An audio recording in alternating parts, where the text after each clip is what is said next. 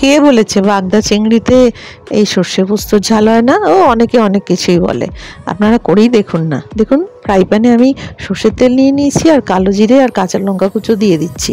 আর আমি চিংড়ি মাছগুলোকে আগে থেকে মাথার দিকে আর লেজের দিকের খোসা রেখে মধ্যিখানটা ছাড়িয়ে নুন হলুদ একটু সর্ষের তেল দিয়ে অল্প করে জল দিয়ে ভাপিয়ে রেখেছিলাম।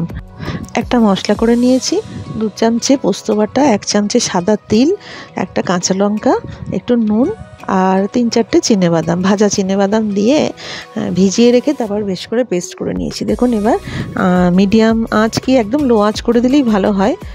দিয়ে এবার এটা দিয়ে হালকা আঁচে একদম কষবো আর ওই শিল ধোয়া জলটাও দিয়ে দেবো।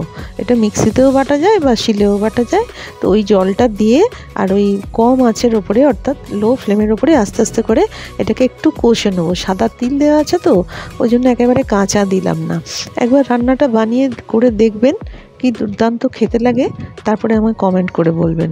এই টিপসটা কিন্তু মনে রাখতে হবে যে একটু কষিয়ে নিতে হবে হালকা আছে। এবার দেখুন এই যে একটু ভাপিয়ে রাখা মাছগুলো এগুলোকে সোজা ওর মধ্যে ছেড়ে দেবো। আর আমি তেলের মধ্যে আর কিছু ভাজবই না, সোজা ওর মধ্যে ছেড়ে দেবো। আর তার আগে আমি দিয়ে দিলাম এখানে কিছুটা সর্ষে বাটা। দেখুন আমার চামচা অনুযায়ী প্রায় 3 চামচের কাছাকাছি সর্ষে বাটা দিলাম। এই সর্ষে বাটাটা দিয়ে আর কষা টষা নয়, এবারে একটু শুধু মিশিয়ে আর প্রয়োজন মতন জল ঢেলে দেবো। যদি গায়ে মাখো মাখো কাই খান তাহলে একটুখানি কম জল দেবেন, আর একটু বেশি কাই খেলে একটু বেশি জল দেবেন। এবার কাঁচা সর্ষের তেল দিয়ে দিলাম। সর্ষের তেলটা কিন্তু একটু লাগবে, ভালো খাবার খেতে গেলে তো একটুখানি আমাদের বাঙালিদের সর্ষে পোস্ত এসবের সঙ্গে একটু কাঁচা তেল দিতেই হয়, তাই না? এবার একটুখানি সর্ষের তেলটা দিয়ে দেবেন, আবার নামাবার সময়ও আবার দেবেন। মোটামুটি 5 থেকে 6 টেবিল স্পুন মতন সর্ষের তেল আমাদের লাগবে। খেতে যা হবে না দুর্দান্ত, একেবারে সবার এক থালা ভাত উঠে যাবে এই দিয়ে। এইবারে জল দিয়ে যেই একবারে টকবক করে জল ফুটে উঠবে, সোজা চিংড়ি মাছগুলোকে ওর মধ্যে ছেড়ে দেবেন। দিয়ে হাই ফ্লেমে কিছুক্ষণ ফুটিয়ে তারপর কম আঁচ করে দেবেন। কম আঁচে কিছুক্ষণ ফুটিয়ে একবার দেখবেন এই সর্ষে পোস্ত দিয়ে বাগদা চিংড়ির ঝাল তৈরি হয়ে গেল।